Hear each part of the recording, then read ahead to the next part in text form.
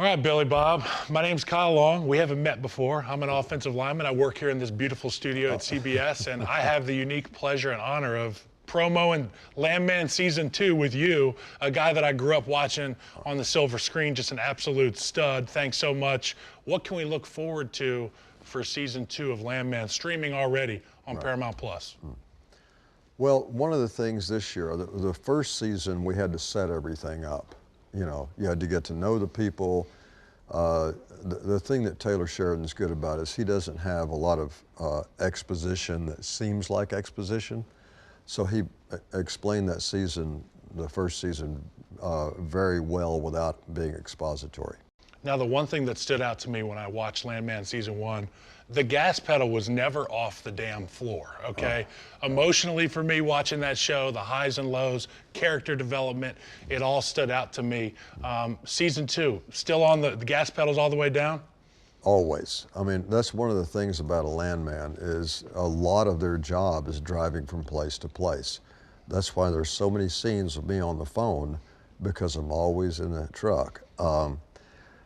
In Season 2, we're going to see, since we do know everybody now, you're going to see more, of the development of the relationships between, the family members and the oil executives.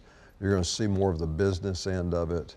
It's still got plenty of, action and explosions and all that, but you really get to know these people this time. And now that we've been introduced to them in Season 1, now you really get to dig deep into it. So there's a lot of family stuff in this one, and of course I'm thrilled that my old hero and a guy I've known since the late '80s, Sam Elliott, is playing my dad. And so Sam and I've worked together twice before, but it was just for a couple of scenes and things over the years, and now we get to see each other every day, and it's been awesome. That's got to be special. You said he's one of your heroes. I mean, for me watching, there's a lot of similarities to this landman business to what I did for a living in the National Football League. The squeaky wheel, there's not a lot of those on site at Landman. There wasn't a lot of those in the locker room in the National Football League, particularly with my position. I was an offensive lineman. So if you were bitching, we'd get you out. We could get another guy in there. I got a question about, so these guys they're actors. You got to, I have to keep in mind that they're actors, and you guys all do such a great job of it. I mean, I feel like these guys are working, in the oil and gas business. Why don't you take more football guys? You don't even have to coach them up on being big, strong lummoxes, and can get the thing done for you. They're tough. They don't complain. I'm trying to figure out, is there anybody in the National Football League that maybe you're like, he's got a face for our business, or he's got a personality that I think would be an easy transition into acting? I can think of a lot of guys. I mean, especially these days when I was growing up, there wasn't as much media attention on players. Now there is. And there are a lot of guys who are just naturals. I mean, I just did the Peyton and Eli thing when they were watching the game and everything. I watched that. You did great on there, by the way. Thanks. And I think those guys could do it, I mean, obviously they're not playing now, but I think either one of those guys could. And I don't know. I mean, there are even coaches who could do it. Oh yeah. I mean, I could see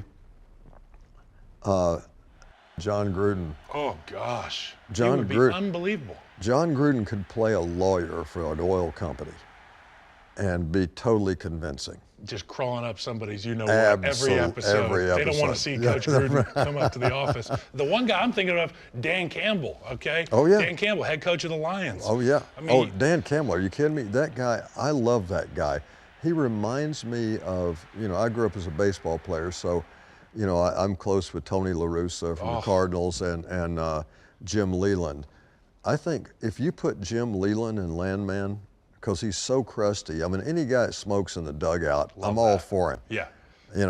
Yeah, and he seems like a soft pack kind of guy. Right. The old school soft pack. He wants to know how many are in there. Absolutely. That's what my grandpa used to say. Don't give me that hard pack. I need to know how many's in there. Oh, yeah. So you and I were talking before we sat down, you were talking a little bit about college football, okay? Yes. And I know a lot's changed in your industry, in film and TV and all that stuff. So much has changed in our side of things, NFL and college. What stands out to you the most? Well, there are a few things. I mean, you know, I'm pretty old school about it. I grew up as a Razorback fan, which at one point was a great thing. Yeah. Kind of dry lately. But I follow, I mean, when the Razorbacks have no chance, I just start following people. I'll root for underdogs, you know.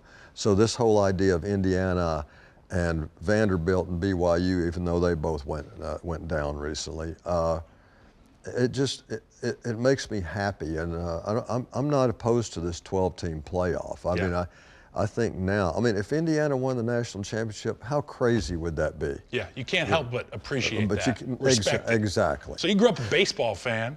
Yes. I was a baseball player. I got drafted out of high school to play. I was a left-handed pitcher, but I hit the mascot too much, like Bull Durham, because that was my dad's advice. Always hit the mascot first, and then play your game.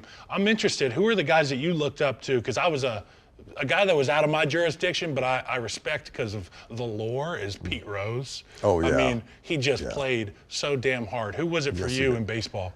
Well, I was a junk pitcher, and so I looked at a lot of pitchers, but I had the opportunity to meet Stan Musial and, you know, Ozzie Smith, all these guys for the Cardinals, because I was kind of their mascot for quite a while when Tony was there. But Bob Gibson, if you crowded the plate, he let you know that you shouldn't do that. That's my plate. Yes, that's my plate. And I had a lot of pitches, and speaking of hitting people, back in the old days. Now they call pitches all kinds of different things, cutters and things. But I had two good sliders. I had a decent curveball. My fastball, probably if you clocked it these days, is probably mid-80s. I mean, you know. You can get it done with that, though. You can. If you can paint the corners of that house pretty good, you can make a living. But I threw a screwball. You don't hear about that anymore. Which way does that go? Show me how your hand, how that thing's going to go. A screwball, if here two-seam laces here, as opposed to here, you're here on those laces. When you come across, that ball goes out right here. So it's essentially a backward slider. It's like a two-seam change-up had a baby. Right, and exactly. it got a little freaky. And that pitch, if you can control it on a certain day, if you have good control of it, you can't hit it. And if you do hit it, they're going to foul it off. On a bad day, you hit them right in the chin. I mean, it's a really hard pitch to control. But that was, anytime I ever hit anybody, it was generally with the screwball.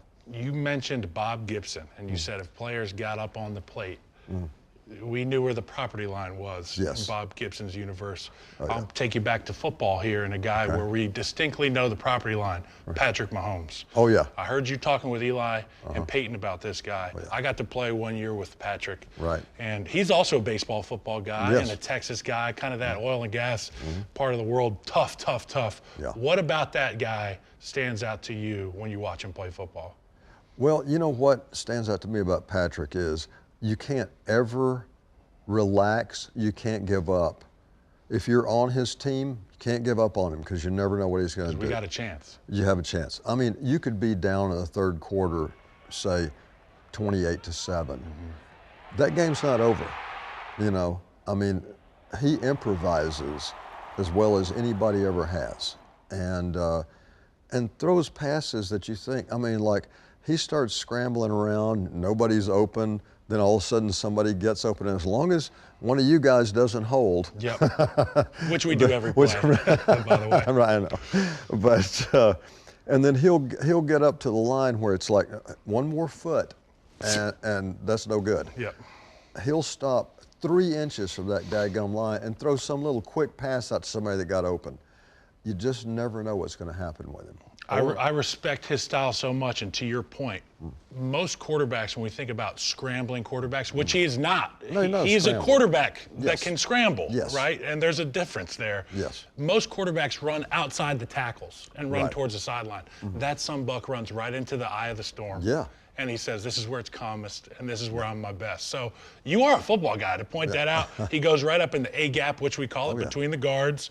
Right when you get the suck of that linebacker level of the defense, that ball's out. Exactly. Denver, Kansas City next week, man. It's going to be exciting. Got some great football absolutely. coming. Yeah, we I do. appreciate you taking the time to talk some football, Billy Bob. This is a real honor and a pleasure for me, man. Well, back at you. Thank you, partner. All right, man. Pleasure. Absolutely. All right, man.